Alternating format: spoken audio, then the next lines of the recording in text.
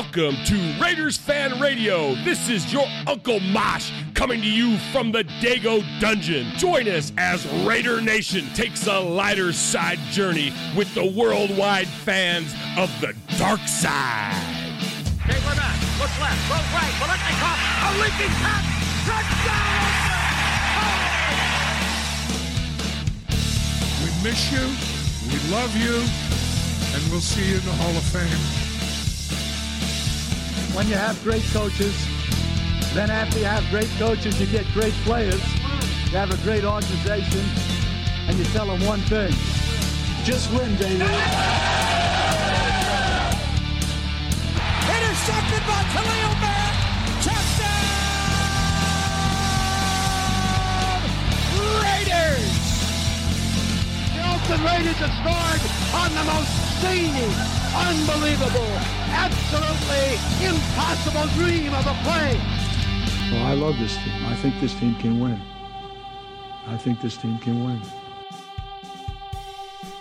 What is up, Raider Nation? Your old buddy Murph back here again for another fantastic episode of Raiders Fan Radio. Thank you for joining us here on episode number 82 of the show. So, of course, we always name our shows after a player.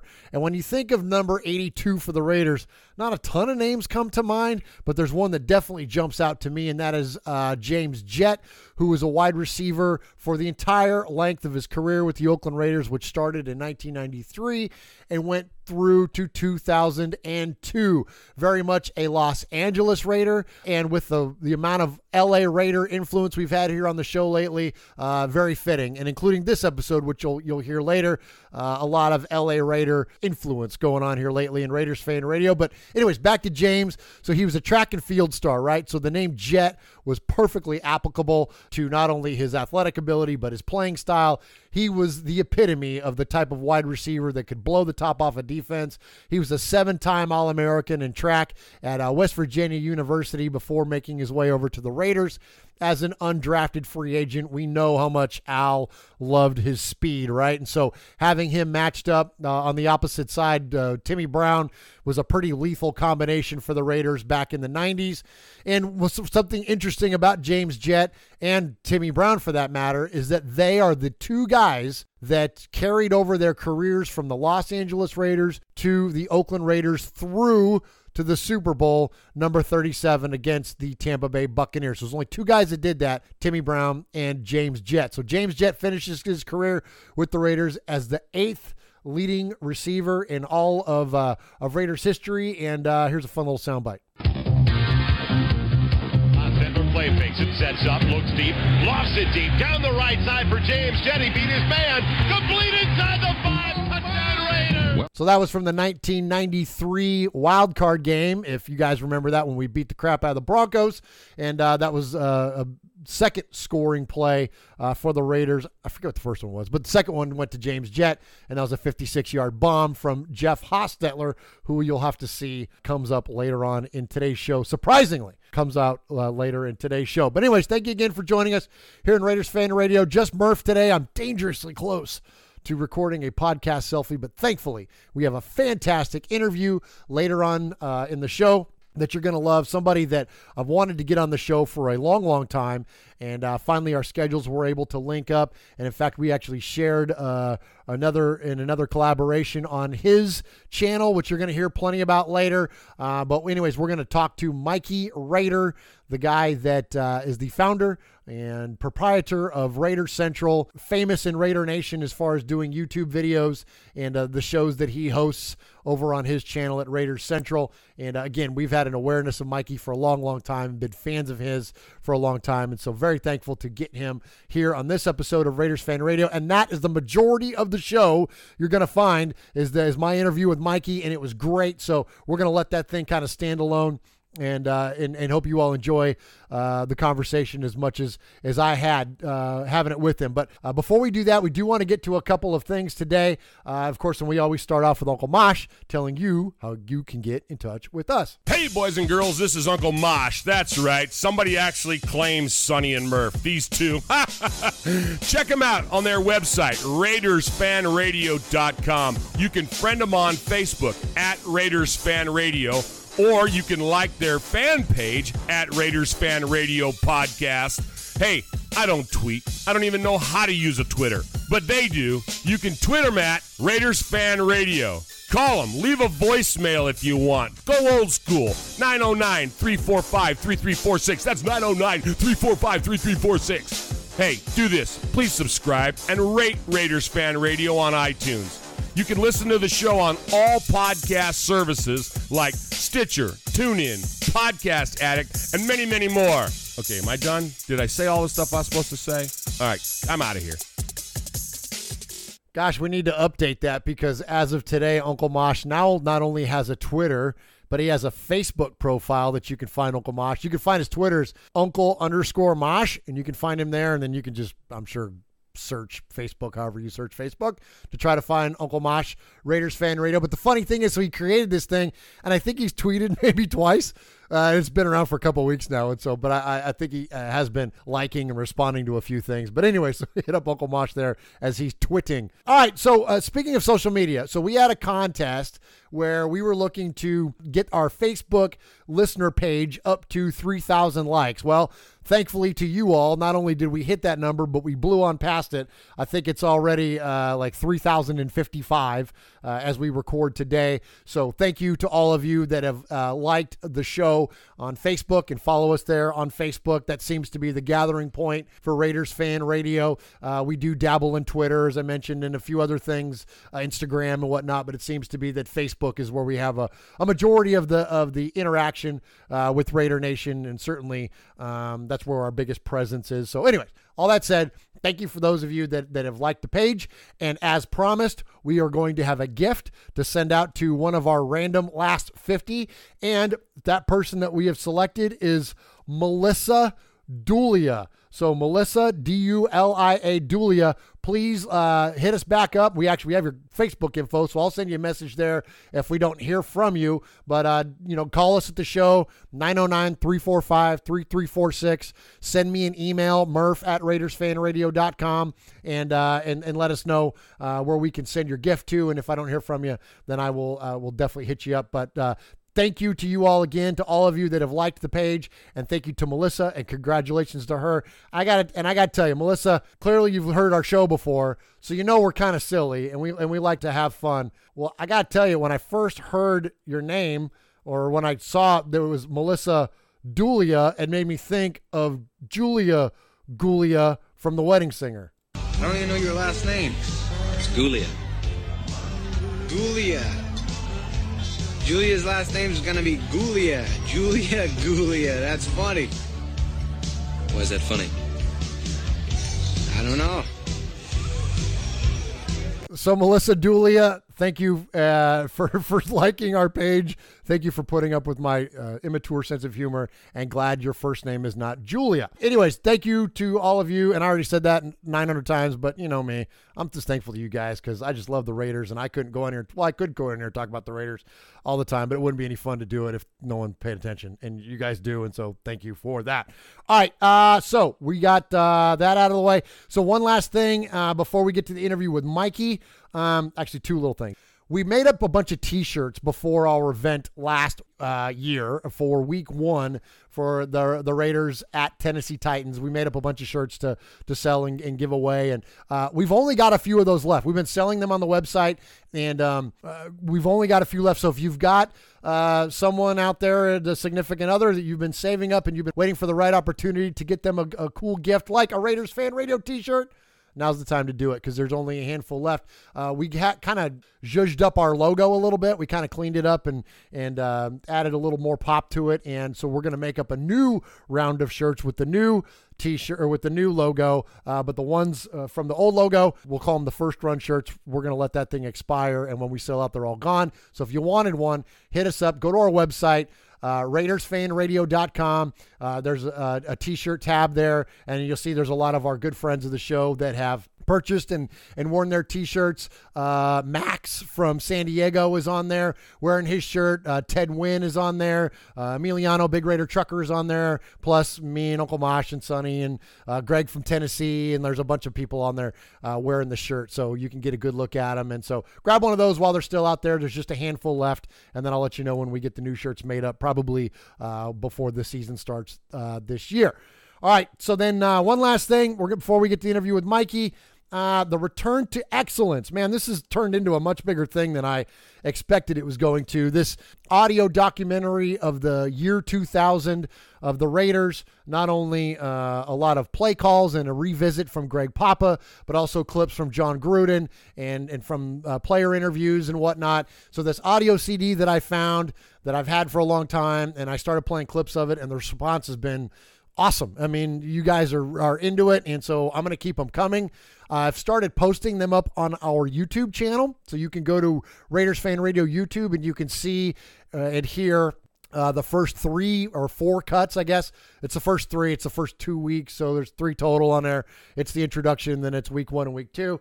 And then I'm going to keep those things coming as we play them here on the show. The week or 2 subsequent, I'll throw them up on our YouTube channel so you guys can check them out there and download them and do whatever you want with them. I had a couple people ask about like where they could get it. I don't know, because my dad got it as a radio giveaway and sent it to me like 15 years ago. So I don't know. I don't even think you can eBay them, I mean, maybe someone out there has one. If you do, let me know. I'd be curious. But I hadn't seen any anywhere. So I think the only way, frankly, you're going to be able to get it is to check out our stuff and download it. And I don't think that YouTube's going to give us any problem. I'd wondered about copyright and whatever. I labeled it on there that it was not our own content. So I hope nobody or they or anybody else misconstrues that we're trying to claim that content, because we're certainly not. We just want to celebrate it and get it out there for everybody to hear. So the people that produced it is the Ticket 1050, which is the Raiders' old flagship station. They're no longer in existence, so I doubt we're going to get any pushback, but whatever. As of this point, we haven't, and I would assume that we don't. So, all right. Take a breath. That's all we have. I'm going to play the next clip on Return to Excellence. It's titled The Polish Cannon in KC. So I'm going to play that for you all at the end of the episode. So after the interview with Mikey, we'll get to that. We'll have that Return to Excellence. And then that will be it. That will be it for this week on Raiders Fan Radio for number 82. And we will see you back here on Raiders Fan Radio again next week. Got some still more interviews to come, so definitely keep a lookout. We have some more potential current players, former players, and of course media members and celebrities as well. So definitely stay tuned to us here at Raiders Fan Radio. We got a lot of very, very cool things on the horizon. Nothing I can announce formally yet. I don't ever want to get out too far in front of ourselves, because things have a way of not coming to fruition as they do. So anyway, don't want to make any announcements, but we got some really cool stuff on the horizon. All right, I'm going to shut up now. Let's go to the interview that I had this week. Had a great time catching up with Mikey Rader of Raider Central.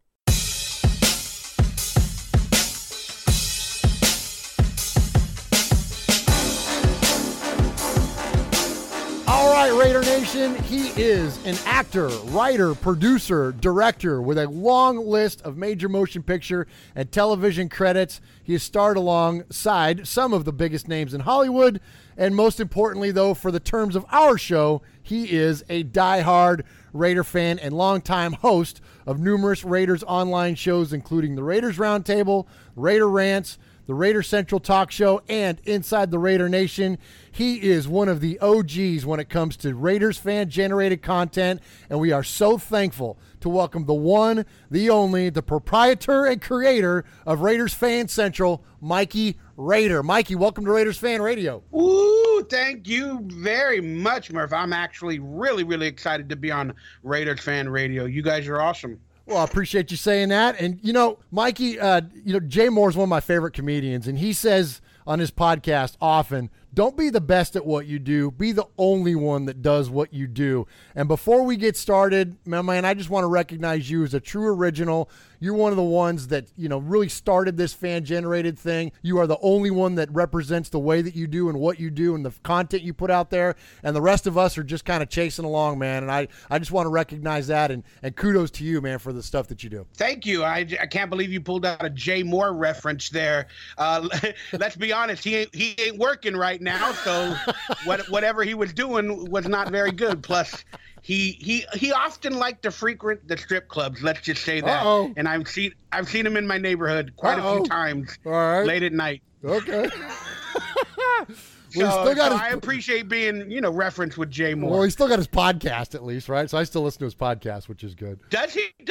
See, I don't know what's going on. Oh, so yeah. I'll be quiet. Well, I want to keep it about you. I want to talk about Jay, but he's got More Stories podcast that's huge. It's got like 1 million listeners a month. Like it's still a huge podcast. But I digress. Okay. Let's talk about you. I hate him already. Let's talk about you. Tell us how long, Mikey. When did you start Raiders Fan Central? When did you start? What was your calling to start getting out there and to start broadcasting out as a Raider fan, generating, starting these shows, doing your rants, doing all that stuff? When did all that start for you? Around 2010. I mean, I loved the NFL for many years, and I was watching TV. And around 2010, I was just noticing that, going online every day, there wasn't any good Raider content, barring there was a Raider Nation podcast, and I was able to listen to it, but they only did it like once every 2 months, and it was very infrequent. And then I just got bored, and I was like, man, there's nothing good about the Raiders. And when they do talk about it on NFL Network or ESPN, it's like a 3-second clip where they say something bad about the Raiders. And it just really started to irk my mind. And I was like, you know what? I don't got a girlfriend. I'm at home a lot. I need something to do. Let me just try to build a studio and make a weekly update show and a YouTube channel. And let me just try to talk Raiders all day and be funny. And then it progressed into, rants, talking to the fans, and a talk show and all that other good stuff. But that's how it started, man. I was just really annoyed of the lack of Raider coverage, and good coverage at that. So you can find Mikey on Twitter. He's at Raider Central. And, of course, you can just Google Raider Fan Central and YouTube, and you'll see it. It'll pop right up. He's got 40-some-odd thousand subscribers. Like, it's a big deal, and it's a lot of fun to check out. There's tons of content on there, Raider Nation, so definitely anybody that's listening to our show, I'm sure, is already familiar with you. But if there is some new listeners and new viewers out there, definitely check out Mikey's stuff. You will be glad you did. It is great. So what was it like then? So back then, now the technology has evolved. So podcasters and, people streaming live and all that, it's kind of, I don't want to say it's commonplace, but you can do it with your cell phone, right? So what was it like for you back then when you first started doing it with the studio and all that? How much more difficult was it for you to get up and going versus what it's like now? To be honest with you, when you're doing everything alone and you're not very technology oriented in terms of graphics or editing skills, it's a learn on the go process. You build a green screen in your little garage and you just film it with what are those cameras called? I forgot the little cameras. Not a phone camera, but there was these little ones that you could buy like a webcam? Back in the days. I don't know the names of it. What is it called? The flip video. Oh, wow. Okay. Yeah. So, I would film it in front of a green screen. Then I'd have to open up a graphics program and try to cut out the background. And of course, the lighting was no good and everything. But long story short, look, I mean, it was very, very hard. I mean, I'm doing it all myself. And you're trying to create content that's good and fun and witty. And it's basically you become a producer. You got to learn how to separate segments. You got to learn how to, plan the segment, and you got to write the segment. It's like my goodness. But it taught me, even though I was in Hollywood growing up, it taught me a lot about behind the scenes and what they do, for me as an actor, what they do behind the scenes. And it gave me a bigger appreciation on producing, directing, and all that. So I kind of wanted to start my own film company, which I kind of did, but it's taken a turn where I haven't been able to get to it lately for personal reasons. But hey, I'm always going to be an entertainer, a producer, a writer, a Raider fan, whatever. That's my life, and I've accepted it, and I'm happy with it. You mentioned you were an actor. You had a very successful career in Hollywood, really all the way leading up to and through this whole Raider thing. So is it now? Are you just mainly focused on the Raider stuff? Do you still have a yearning to get back to some of that acting stuff, or are you just going to stay focused on doing the Raider stuff going forward? Well, again, around 2010, I was home a lot, so I created the Raiders YouTube. I had to go through multiple channels to learn the YouTube algorithm and the legal avenues to create a YouTube. And I'm still struggling with that today. But my father's health, I love my father. He lived with us. We take care of him. His health took a turn for the worse around 2011, 2012. So my acting and being in television and movies kind of took a turn because we had to take care of him. And I was supporting my brother as well. He had some addiction problems and all that. So I basically became a father at home to my father and my brother. And then that's why the Raiders channel was such a good release for me at the time, because I wasn't really able to pursue television and movies and acting because I had other real life responsibilities. But moving forward, my dad passed away, and now it's tough to say it this way, but I'm free and I'm able to learn to love myself again and get my creativity back again. And I'm definitely going back to acting. I'm actually filming a movie in July, and I'm hoping for a nice comeback as well as a bigger, better Raider fan channel this coming year. Awesome. Well, we will definitely look forward to your return and follow your career when it comes to that stuff. Prior to that, Mikey, that's you're doing the Lord's work there, man, and that's pretty awesome that you put family first. And that's a big sacrifice, when you're in the middle of other things in your life and you put it all on hold to take care of family, and that's to be commended, my man. That's pretty awesome. So you mentioned your dad, and I know this because we spoke the other day, and you talked about how your dad was a big part of your Raider fandom. But talk about that. Talk about the origins of your Raider fandom. Where did this whole love of silver and black start for you? A lot of diehard Raider Nation is going to be mad at this story. They just always get mad at it because they were like, you have to be born a Raider. I technically was born a Raider. I just didn't know it till later in life, because growing up in the 80s, I started loving football, stayed at home watching it.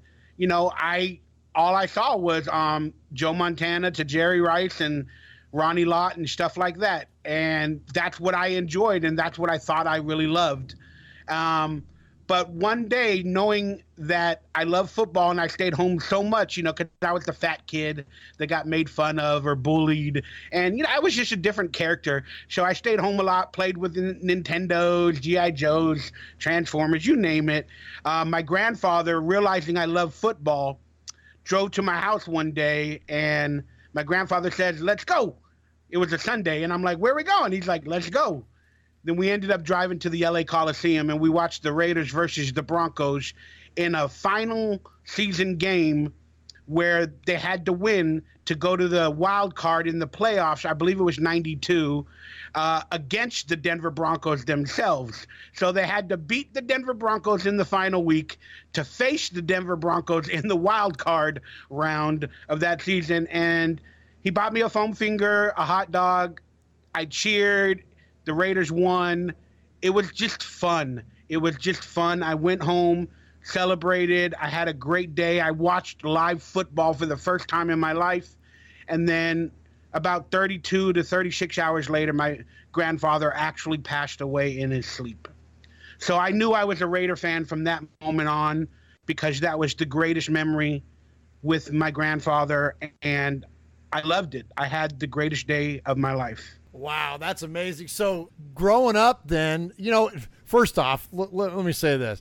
The fandom to me, and I think what our opinions are here on the show are always, your fandom is only defined by your passion and your love for the Oakland Raiders or any of the Raiders, Los Angeles or otherwise, right? That's all that defines it. So, hey, as a kid, you grow up, you root for what's in front of you, right? And you're right. I mean, those Niner teams dominated the landscape back then, so I don't think there's any harm in that. But one thing about Raider Nation, and one of the things that that really comes from our fandom is that family connection. I apologize, I thought it was your dad, but your grandfather, but still, it's that connection to family, right? Like that's where it comes from, and then we then in turn pass it down to our kids, and that's a beautiful thing, man. I think that's great. So what was the Coliseum like back then? We've gotten so far away from the LA Raiders now at this point on the timeline. What was it like back then? Scary. I mean, being like a 16-year-old, a 15-year-old boy, I don't even know the time frame, but it was scary, but like I said, you felt accepted once you were in there cheering. And, he bought me the finger. My grandfather must have known something. He's like, you got to put on the Raider gear if you're going to survive. But it was great. I mean, I fell in love with Howie Long. My grandfather was a big fan of Lyle Alzado. Excuse me, was a big fan of Lyle Alzado. And the funny part was, around that time frame, I became an actor. And I actually didn't know it at the time because I kind of became a Raider fan around 15 years of age, I think, or 14 or 15. But when I was 12 or 13 and I started acting, I worked with Lyle Alzado in a TV show called Mike Hammer, Murder Takes All, in Las Vegas. And Lyle Alzado was in it, and Jim Carrey was in it as well. But I ended up meeting them, and I didn't really know it, but I met Darth Rayder, the original Darth Rayder, Lyle Alzado, before he passed away. And wow, what an amazing moment to think about now as a Raiders fan. But it was definitely scary, very exciting, and I loved it, man. Like the costumes, Darth Vader, the gorillas, everybody. Violator was a big influence on me back then, because I saw him on the weekly television, shows and everything whenever the Raiders came on TV finally. But yeah, I loved it, man. It was great. That's awesome. We actually had Violator on. He was one of our first guests that we had, one of our first super fans that we had on Raiders Fan Radio. Super cool guy. He's one of the best, very gracious with his time and really super cool. Mikey, so you mentioned Howie Long. So is that your all-time favorite player? Actually, no. It became Tim Brown, just for his stature in the public, the way he dealt with people, the way he dealt with, drama, and the way he played on the field, with grace, class. He didn't talk. He wasn't in the news for, any issues. It actually became Tim Brown.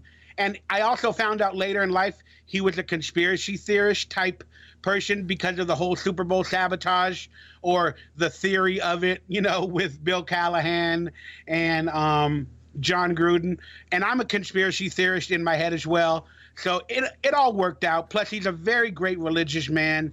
And I love Tim Brown, and he became the ultimate Raider for me. So one of the questions we like to ask our guests is about their Mount Rushmore of Raiders, right? So the top 4 people that embody the spirit of the Raiders, and we always spot you Al Davis. Obviously, it sounds like Timmy makes your list. Who are the other 2 to round that out? Yeah, well, Howie Long's on there, no doubt. I'm actually going to place Jeff Hostetler on there. Whoa. Because I like Jeff. He played a game, and then he threw a jersey into the stadium, and I got it. So I have an original game-worn Jeff Hostetler jersey in my little Raiders man cave. So Tim Brown, Howie Long, Jeff Hostetler. I'm going to throw Napoleon McCallum in there. I don't know, man. Before the injury, I love the way that dude ran, and he's just so damn amazing. And you know what? I'm going to have to, just because he's changing the culture, and I really see a quarterback for our future, I'm going to put Derek Carr in there right away. Wow, interesting. I like it. So, I was going to ask you about I thought you were going to go Gruden, the way you were leading up to it, but you went Derek Carr. I actually hated Gruden for many, many years. So let's just be honest with you. So, and I want to circle back to a couple things you said there. Okay, so first off, let's circle back to the conspiracy theory. So Gruden leaves. We play the Tampa Bay Buccaneers, who he's coaching, in the Super Bowl. Bill Callahan changes nothing about the offense. The guy that invented our offense is across on the sidelines.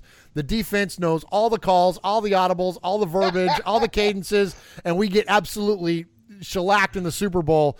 So do you think that was intentional or somehow an agreed upon thing, or you think Callahan was just a complete moron and just went in there thinking that somehow he was going to outsmart John Gruden? Well, look, I mean, if people didn't catch your hidden sarcasm in all the explanations of what really happened, if people didn't catch that, I'm just going to say they need to rewind and listen again. But yes, Callahan's a moron, whatever. He's a moron, and it was planned. Clearly, it was planned with all those decisions. I mean, how the heck do you have the number 1 rated offense, without Gruden, and Gruden's in Tampa Bay, then all of a sudden you've made the playoffs, and you think we might face them in a Super Bowl if we make it that far. So at practice, Bill Callahan, you should have been at least a smart enough coach to say, look, we might face Gruden. So let's throw in some new wrinkles every week at practice during the finale of the season into the playoffs, and let's try something different. So maybe we got 10, 20, 30, 40 plays that are different that maybe Gruden doesn't know in case we meet him in the Super Bowl. That's just planning, preparation. That's just smart coaching. But clearly he doesn't have it. Then in the playoffs, he doesn't even think about it. Oh, we're finally in the playoffs, and we're moving on. We might face Tampa Bay. Let's put some new wrinkles in there. No, not at all. Then he goes into that year with a bad year because they didn't have a 2-week preparation for the Super Bowl. Right. Because of September 11th, the year previously. So we lost a week. There's normally 2 weeks before a Super Bowl to prepare. And I don't know if the NFL did it on purpose, but they cut out one of the weeks. And it made it that much harder for teams to go into the Super Bowl. And again, why do you practice for 4 or 5 days straight and then change the plays to all passing on Friday, a day and a half before the Super Bowl? Why? Because Gruden knows the quarterback, knows how to abuse him. Callahan. I don't know why I'm speaking weird today, but it's pissing me off. That's why, Murph. Callahan definitely wanted to help Gruden out. Whether Gruden was truly a part of it or not, I don't know. I made an amazing video a few years back. I believe it's still on the internet. It's called A Raider Revisit, Super Bowl Sabotage. And it has that Super Bowl and the mic'd up words of the players where they know the playbook, where they call the play right before. John Gruden is saying, what did you call, Bill? Don't call that. Keep passing the ball, Bill. Keep passing. And it was just ridiculous. And Bill Callahan didn't like Jerry Rice, Tim Brown, didn't like the veterans. And, yeah, that's all I'm going to say about that, Murph. It was such a heartbreaking time for us as Raider fans. We finally returned to greatness, and then, much like a lot of things do, they when it comes to Raider Nation, they kind of fall apart. You get the rug ripped out from underneath your feet, and then, right after that, and then Bill Callahan goes on to call them the dumbest team in America, and it's just correct. And then it's all a big snowball downhill after that. Well, 2 weeks after the Super Bowl, John Gruden paid for Bill Callahan and his entire family to go to the Pro Bowl. Unbelievable. I did not know that. Yes, it's a fact. Look it up, Murph. So what does Gruden's return mean to you?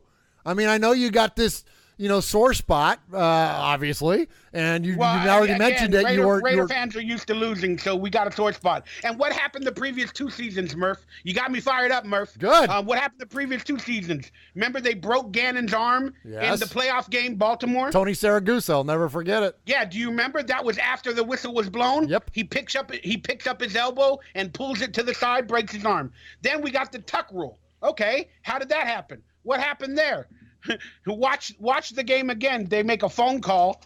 Then you can watch the lip reading, and then the guy goes, "You sure that didn't happen?" You clearly see the referee say, "That didn't happen. Are you sure?" Okay, what's going on with that? Then the following season, we have the whole, San Diego Super Bowl versus the Tampa Bay Buccaneers debacle, and I don't know if that was the NFL's way of creating controversy or a conspiracy toward Al Davis and the Raiders in its final years.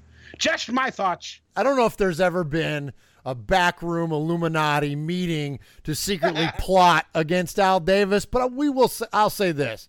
Al Davis was a pain in the ass for the owners and for the league for a long, long time. And I think that we would be naive to think, as Raider fans or NFL fans or just as people observing it otherwise, to not assume that at some point calls, things, just because it's deep-seated, are automatically going to go against us, because people already had hatred or dislike of Al Davis and the Raiders.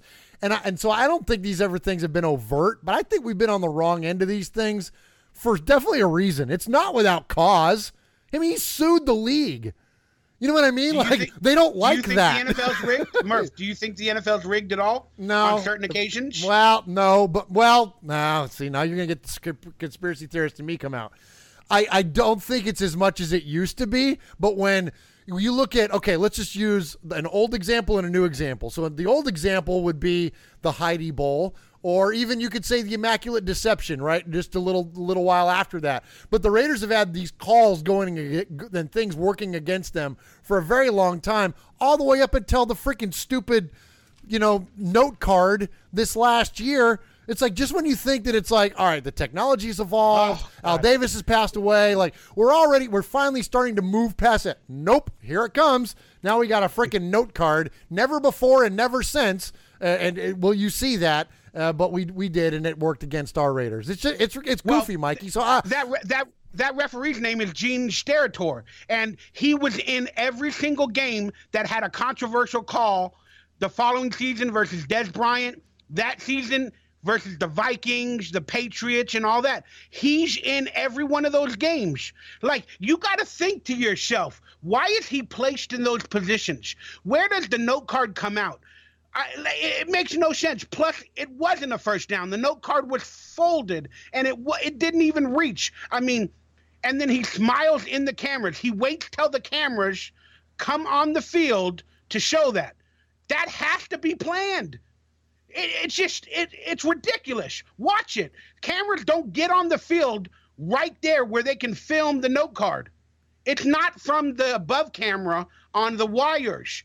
It's from a guy holding a camera that walks to the field and films that note card. When does that happen? When does the camera get on the field to film a note card? It's unbelievable. And then the smirk, you mentioned the smile. That's what got me. Was that smirk that, like, he kind of knew that something was, again, I don't know if it pre-planned or not, I don't know. But the optics of that were not good, because it was like, yep, I got you, suckers. Here you go. You know what I mean? And it was like, whoa. I'm telling you, it's insane. And then Gene Steratore was in the game with Derek Carr as well, when Derek Carr fumbled the ball on the final play going for the touchdown. And here's what's funny about that play. Brutal. Michael Crabtree was in that game, and Derek Carr couldn't throw to him. That's why he ran for the touchdown, because Michael Crabtree was not in that game. The referees told him, get out of the game. You got a concussion. And he's like, from when? Yeah. So Michael Crabtree had to go to the sidelines during that play. Then there was a TV timeout. Then you can see that Dallas Cowboy, I think he's a linebacker or safety or cornerback or whatever, he gets talked to by the referee when the camera comes back. He's being talked to by the referee. And Derek Carr as well. Then all of a sudden, Derek Carr doesn't have Michael Crabtree, tries to run for a first down. Derek Carr switches the ball, which he's not known to do, and then there's a fumble. And it happened with a player with the number 33, which is an Illuminati number. I might be spitballing, but I'm having fun. But still, some of those things don't make sense. There was a TV timeout before, and they took out Michael Crabtree, and I don't understand it. I don't get it. Plus, us versus Kansas City, again, 5 different times, penalty. Oh, my gosh.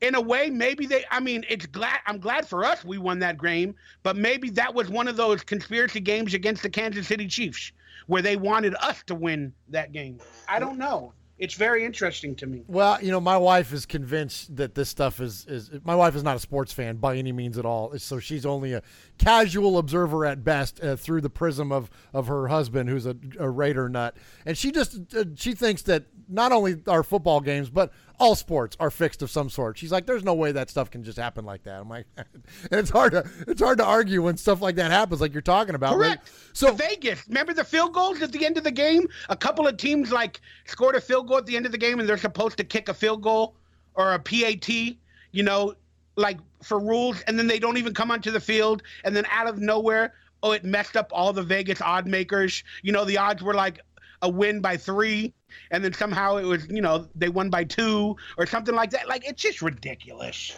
So circle back then. I want to ask you about Gruden.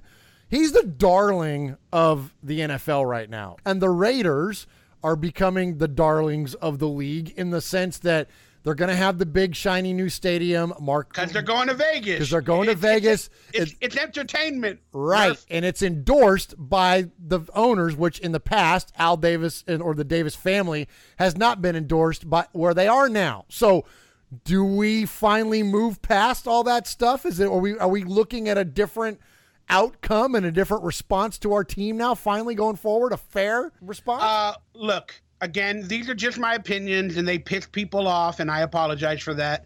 But the Raiders are owned by the NFL now. I mean, let's just get that right. I don't know what happened after Al Davis's death, and Mark Davis doesn't know the team, doing his best. But Mark Davis is a follower, clearly not a leader, doesn't understand financial situations and all that other stuff.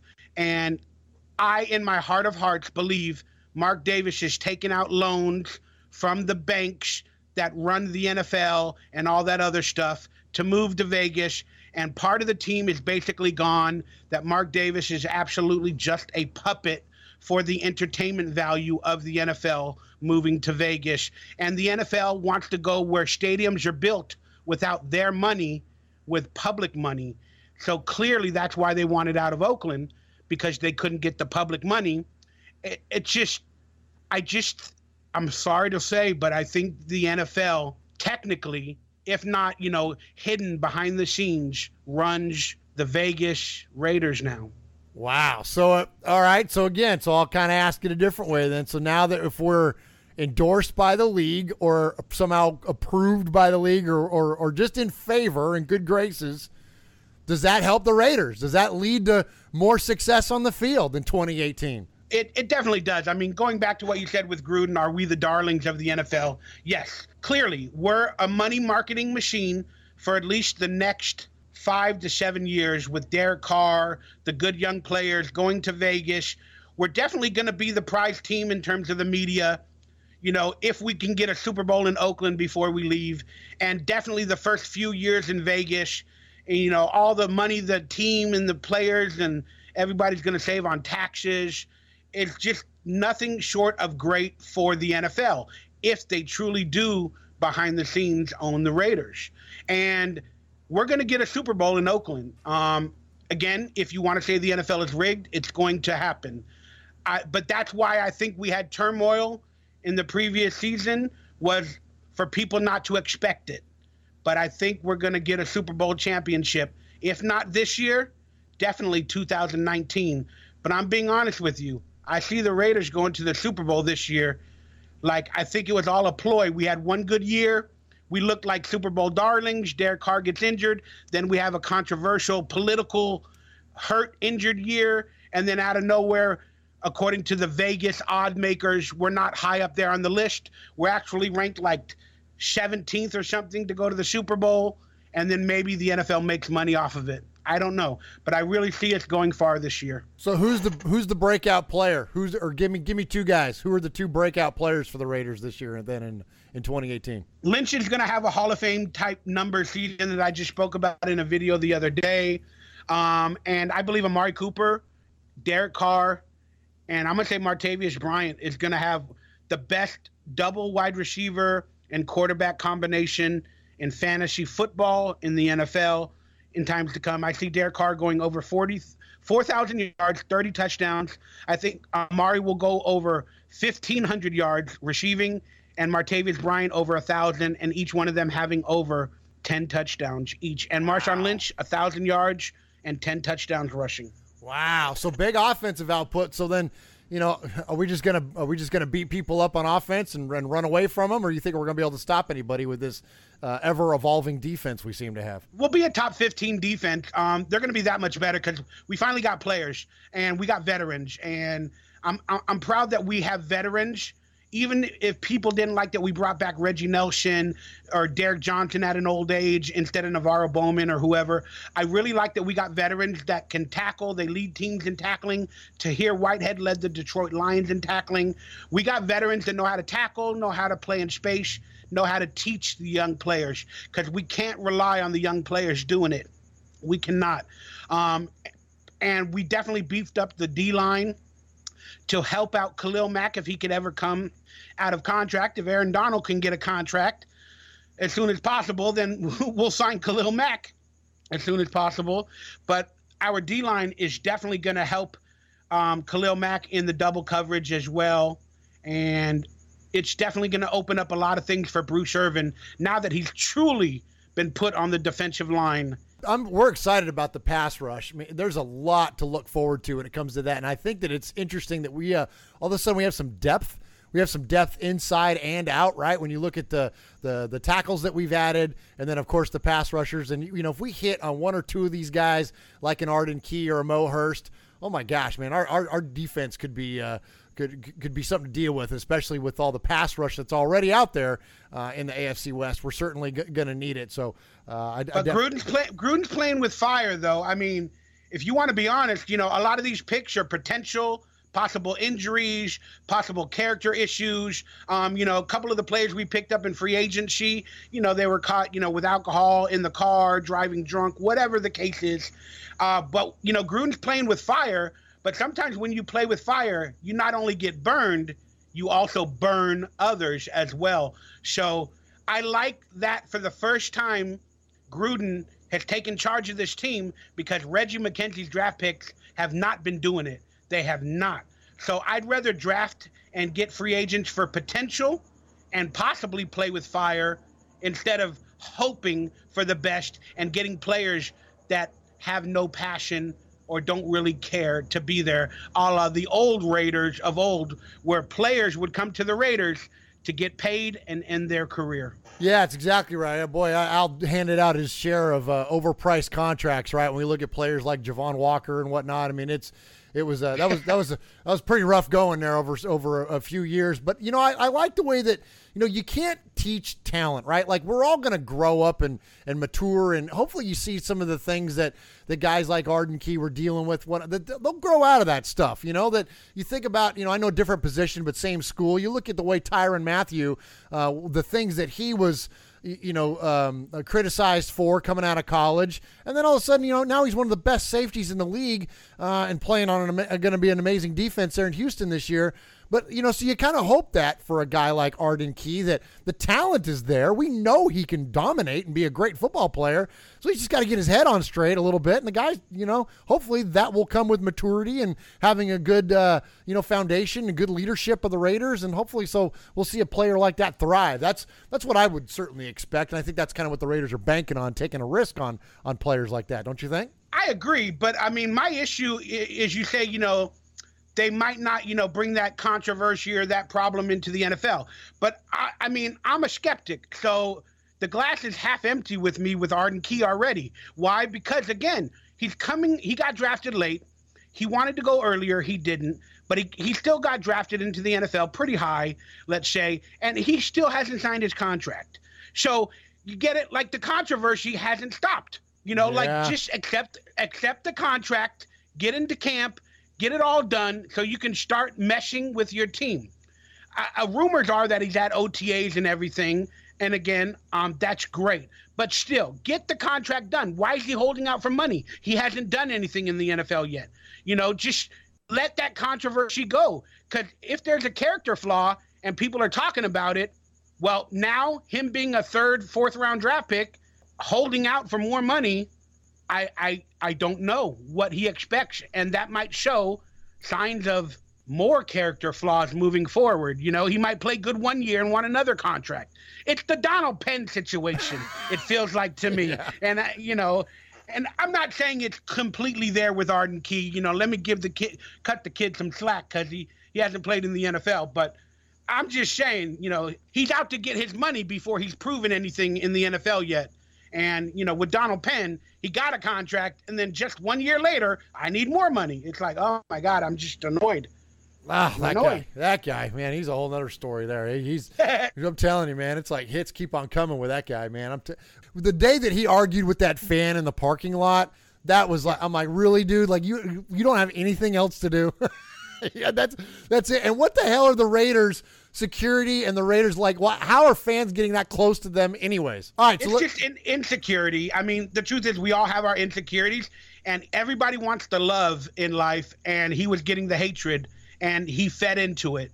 That's the hardest thing in life, even for me too, as well. Making videos, people not liking my opinions or whatever, is the hatred, and trying to not feed into their words and, create a reality from their hatred-filled words. And I hope everybody can do better moving forward, as well as Donald Penn, because he is a good guy and he is fun to watch, but don't feed into it, Donald, or any of the other Raider players. As Stephen A. Smith would say, stay off social media. Stay off the weed, bro. It's funny that you mentioned that about getting that negative feedback. It's funny because I'm the same way, and you can't get hooked, right? You can't get hooked, but it's so funny how we'll release a podcast or we'll do whatever and make a post on Facebook or whatever, and we'll get 100 positive responses to it, and then one person will say, you guys suck, and then that's the one that gets me. Like, that's the one that I focus on. That's the one we read. Yeah, it's the one. Yeah, and I'm like, it's so funny how we as humans are like that. How we're so tuned to the negative, and especially from a creative, because and you know this, because we take that. It is personal. It's not so much business. It's personal. This thing, this Raider Nation that we're a part of, and our love for this football team, and the creative outlet that we have through podcasts and videos and whatnot. That's a personal thing. So when someone goes, you suck, it kind of, you know what I mean? It kind of hits a little bit. But anyways, I digress. All right, so it's the girlfriend theory, real quick. Everybody tells a girl, oh, you're beautiful, I love you. They're like, thank you, thank you, thank you. Then one dude says, kind of ugly. Then they're like, why? Talk to me more. How can I improve? Well, if that's what's going to keep us putting out better Raider-generated content, Mikey, then maybe that's a good thing, right? No, stay away. All right, so you mentioned, and I want to be sensitive to your time here. I just got a couple more for you. We'll let you go. Oh, we're fine. Okay. I'm having a good time, man. Okay, good deal. All right, so you think the Raiders are going to get that Super Bowl this year? We don't know if there's going to be a second year or not. We know for sure we have one. Would you rather see the Raiders win one Super Bowl and then have 9 straight losing seasons, or would you rather them have 10 straight years of playoff appearances? To be honest with you, since I'm a video maker, the controversy's good. Sometimes it gets me a lot of views. So maybe losing and pain is good for views. So, I would actually like to be a dynasty moving forward, and I actually think it's going to happen. I think Gruden is going to create a dynasty. But in the NFL, I think everything comes around 20 years later. So it's funny how, like, almost exactly 20 years later of Gruden leaving, he's back on the Raiders, and maybe we're going to have those conspiracies again where, it's funny, Gannon got injured against Baltimore with his hand, in the playoff game. And again, 20 years later, the same things are happening. Derek Carr gets injured. And, it just seems like maybe the script for the NFL is coming around again, and they're going to do the same type of BS. But I would want a dynasty. Honestly, I want a dynasty. I want a dynasty. I want a dynasty. And wouldn't that be sweet too if we can kick off that dynasty against Tom? I feel like for the first time in a long time, they're vulnerable. Now, of course, every time that we think that there is a little bit of a chink in their armor, they go out and win a Super Bowl. But wouldn't it be nice? I thought it was going to be a couple years ago, obviously, and even last year, we thought that we had the potential to. I'm sad that Charles Woodson never got another shot at Brady in the playoffs, but wouldn't that be a nice way to do what you're talking about, to kick off that dynasty, to go and I've said this too, I don't even want to beat the Patriots in Oakland. I want us to go to Foxborough and go beat their ass in New England and then go to the Super Bowl. Wouldn't that be nice? That'd be beautiful, but they're imploding from within right now. And I think their dominance is over. That loss to the Eagles, it did it all in. They're imploding from within. But yeah, I mean, if we got a shot, hey, why not end it officially, at Foxborough with the Raiders in a reverse tuck rule, where just like against the Eagles, Tom Brady fumbled the ball. Maybe he'll do it against the Raiders in a reverse tuck rule, and then we could just end his dynasty. But they're imploding from within. I mean, that's all I'm going to say about that. You hear about the rumors today? Rob Gronkowski is being shopped to the Raiders and a couple of other teams. Did you hear that? Unbelievable. Well, I heard that it was shopped, and then it got shot down quickly. And, I'd wondered about that if the Raiders were going to be part of that. I mean, you got a player as dominant as Gronk. Well, it's Gruden. I mean, look, let's be honest. This is where the story originated from. It's because, first off, the Patriots always like to trade players, on their final years. They want to get value for them. They don't want to up their contract, so they trade players and they try to get value for a player before it's over. And that's the honest situation with Tom Brady possibly and Gronkowski. Plus, Gruden loves star names. He was on Monday Night Football. So Gruden watched Gronk, knows Gronk, and there's probably an interest there. And so that's where I could see the story happening, is the Patriots shopping them to the Raiders. But I don't see Gruden taking them, because Gruden hasn't picked up those star-studded, popular, multi-million-dollar contracts this season. So I don't see it happening, but that's where the story originated from. But I'm just annoyed to even think about Rob Gronkowski coming to the Raiders. And they're still disrespecting Gruden. They're still acting like he's an announcer from Monday Night Football. I don't know. That's just my thoughts. Well, what would be interesting about that is that my co-host Sonny brought up a couple shows ago about how there were some players out there that the Raiders could cut and not face a lot of dead money and could create a lot of cap space. And Jared Cook was one of them that he brought up. And I said, no, you're crazy. I said, they need to have a pass catcher. You have to have an outlet for your young quarterback. Like, you got to have a good pass catching tight end, because if they cut Jared Cook, then the last ones are Derek Carrier and Lee Smith, and that isn't going to get it done. So there's no depth when it comes to that type of a tight end. Wouldn't you know it now, though, that the numbers you could actually make work. So if there were an argument for Gronk, that would be one of them, Mikey, that you could effectively cut Jared Cook, take no dead money, and create cap space, bring on Gronk on a trade, not have to worry about signing him right away, and then go give Khalil Mack a new contract. Crazier things have happened, right? Yeah, I don't see it happening as well. Jared Cook is definitely a focal point in the offense. I mean, if you could take away anything from press conferences and OTAs, is the first week of OTAs, even though it's a new coaching staff and they want to see all the players at different positions, Jared Cook was one of the first press conferences. So that means they have belief in him. And John Gruden is, throwing them to the media, to the wolves, because they know they're veterans and they can handle it. Jared Cook was one of the first press conferences early on. And so you definitely know he's a vocal point in the offense. And that's why, John Gruden and them in the first week of OTAs had enough respect to throw them to the media on offense instead of all the rookies. Yeah, I don't see it happening. But hey, you never know. And it won't happen, but you never know. So if you could pick any player, so Gronk aside, if you could pick any player in the NFL to add to the Raiders, who would it be? Wow, that's a quality statement. I don't think I like anybody in the NFL besides the Raiders. That's the best answer I've ever heard about players. Todd Gurley. You know what? I'll throw Todd Gurley in there, man. I had him on my fantasy team last season. And whatever Jared Goff and his coach did with him last year out of the backfield, oh, my God, it was a beautiful thing to watch. And that reminds me of Gruden, back in the days with Charlie Garner, what he wants to accomplish with a running back out of the backfield. And Todd Gurley would be an amazing Charlie Garner type player for Gruden. And my God, he can catch the ball out of the backfield, and in space, he makes stuff happen. He jumps over players. Man, you know what? Todd Gurley, man, beast. Would be a beast. That's awesome. I love the idea of having an electrifying running back there. I love Charlie Garner too, and I get a lot of crap from people about bringing him up, about how good. But I think people just forget how good and how explosive he was when he was a Raider. He was a huge part of that offense, man. He was so versatile. He wasn't, look, I don't have any delusions that he was Marshall Faulk back there or anything, but he had a kind of explosiveness to him that was similar. We'll just say that. He was great. Yeah.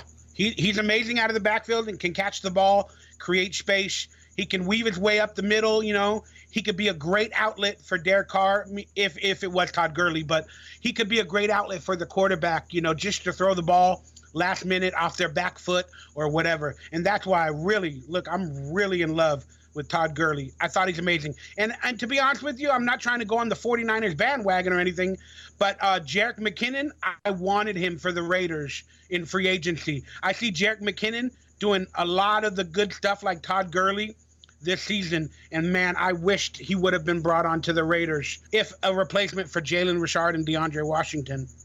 Which one of those guys is gone? Both.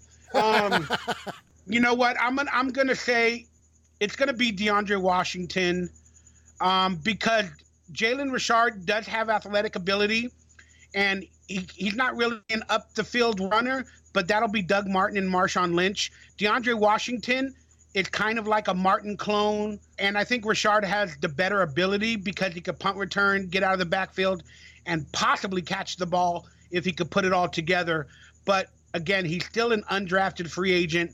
He had one decent season with a couple of yards in a couple of games, but I don't like him moving forward, and I don't see him as an answer. But I think Richard makes the team barely. All right, Mikey, I got one more for you, and we're going to let you go. So check him out, Raider Nation. He's at Raiders Central on Twitter, Raiders Fan Central on YouTube. He is Mikey Rader, and he is a host of numerous shows, including the Raiders Roundtable, which I had the good fortune of being welcomed on that show here last week, and had a great time doing that Raiders Roundtable. You had a great panel you assembled, and appreciate that. And anytime you want me, man, I'm free, because I'm a big fan of yours and a big fan of what you do. But definitely, Raider Nation, check out. I need a co-host. I need a friend. I'm doing it all myself. You never know, Murph.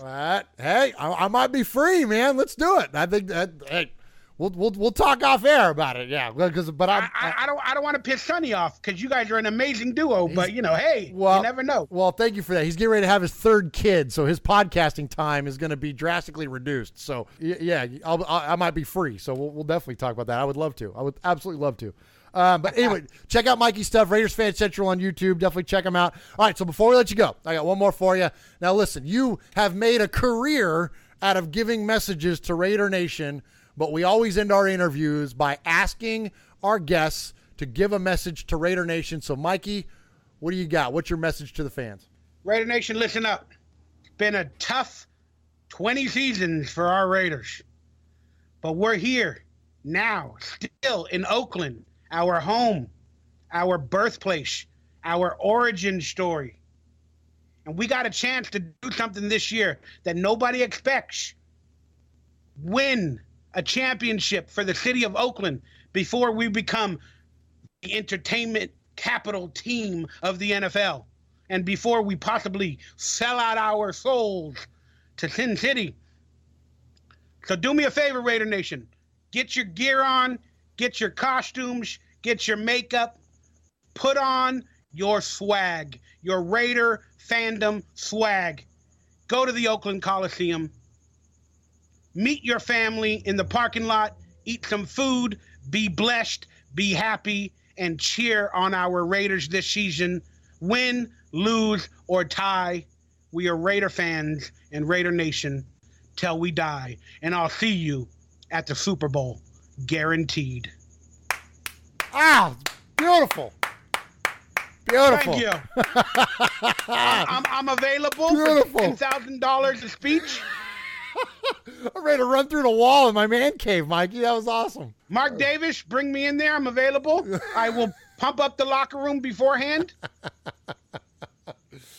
Oh, that's great. That's great. I'll have to take that. We'll have to put that into some music and stuff, like Hoosier style. We'll have some dramatic music behind it and some applause. That was awesome. Awesome. Well, thank you. Thank you so much, Mike. I can't thank you enough. I can't, and I'm not blowing smoke here, man. I'm a big fan of what you do. Sonny is as well. We, Uncle Mosh, we are big fans of all of your content. So Raider Nation, definitely check it out. He is as true as they get. Those terms get thrown out there a lot. True Raider fan, real Raider fan, who's on the bandwagon. Not when it comes to Mikey, man. There is none truer, and he is very genuine in what he does, and he's very good at what he does, and it's always entertaining. So definitely check out all the stuff that is available on Raiders Fan Central. And Mikey, thank you for joining us, and we will definitely have you back on soon. Thank you, Sonny and Murph. Everybody that does Raider podcast, Raider videos, Raider news, Raider commentary, Raider anything. I love you all. Thank you very much, and it was a pleasure, and I hope to be on many, many, many shows with anybody that wants to talk Raiders. I love y'all.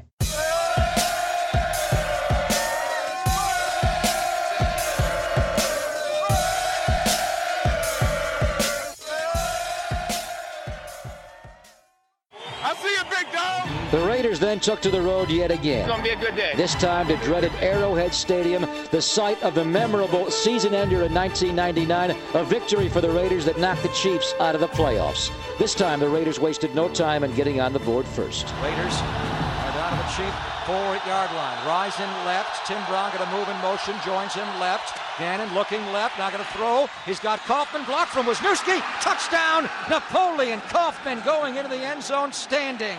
The Raiders took the early lead 7-0, but of course you just knew that nothing would be easy against the Chiefs. Kansas City came right back with a Todd Peterson field goal and a Tony Gonzalez 14-yard touchdown to make it 10-7 Chiefs. Gerback a straight drop of 5 steps, looks middle, fires, caught inside the 10. Gonzalez, he's going to go into the end zone for a touchdown as he broke the tackle of Greg Beaker. Things got even scarier for the Raiders late in the first half when Chiefs running back Tony Richardson took one in. Gerback going to throw out for Richardson. He's got it. 10, Richardson 5, touchdown, Tony Richardson. Trailing by 10 to start the third quarter, the Raiders needed to come out strong, and they did. Rookie kicker Sebastian Janikowski hit a 47-yard field goal to cut the Chiefs' lead to 17-10. 47-yarder for Sebastian. This one will be the first time to the east goal. It is from the right hash mark. He has missed twice today. Low snap. Leckler picks it up. Janikowski has it away. And this one is good. Then Raider tailback Tyrone Wheatley, who usually does most of his damage on the ground, proved he could get it done through the air as well with a 7-yard touchdown catch. Gannon dropping back 5 steps. Looks left. Now looks middle. Now going to roll out right. Still looking. Being chased by Browning. Throws. It is caught. A touchdown for the Raiders. Tyrone Wheatley with a tremendous catch there. So the Raiders, just like in the 1999 season ender, found themselves tied late in the game in Kansas City, this time at 17. It would be up to the Raiders' left-footed kicker to win the game for the Silver and Black. It is a 43-yarder to win the game. From the left hash mark, Janikowski. The snap from True, good. Leckler has it down, Janikowski has it away, and this one is good! Janikowski has nailed it with 25 seconds to go. The Polish cannon sounds here in Kansas City, and the Raiders have the lead at 20-17. Janikowski's confidence would grow 3 sizes that day as the Raiders came up 20-17 winners. The victory extended the Raiders' record out to 5-1 and set them up for another bloody battle within the AFC West against the Seattle Seahawks. You're 5-1, you come down here, you come from adversity, you hang in there, you find a way to win. Hey, I'm so proud of you guys. I'm so happy for you. Let's all start a chant here. Raiders! Raiders! Raiders!